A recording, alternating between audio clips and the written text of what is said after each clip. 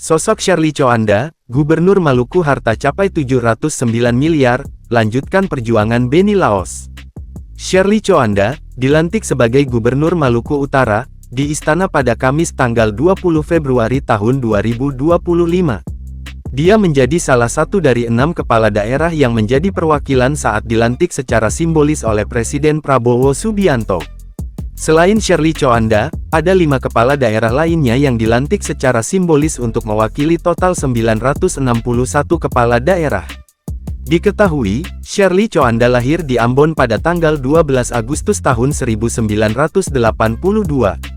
Shirley Coanda adalah Gubernur Maluku Utara terpilih.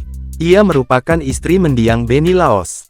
Beni Laos meninggal dunia akibat ledakan speedboat pada Sabtu tanggal 12 Oktober tahun 2024.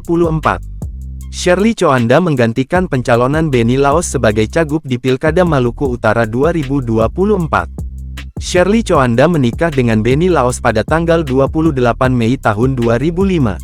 Ibu 3 anak itu merupakan Direktur PT Bella Group, perusahaan yang dikelola bersama sang suami. Shirley Coanda diketahui aktif dalam berorganisasi.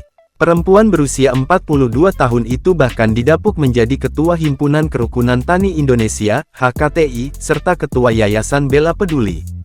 Shirley Coanda menjadi gubernur terpilih terkaya di antara 33 gubernur terpilih lainnya yang dilantik oleh Presiden Prabowo Subianto. Berdasarkan laporan harta kekayaan yang dilaporkan ke KPK per tanggal 15 Oktober tahun 2024, Shirley memiliki total kekayaan sebesar 709 miliar.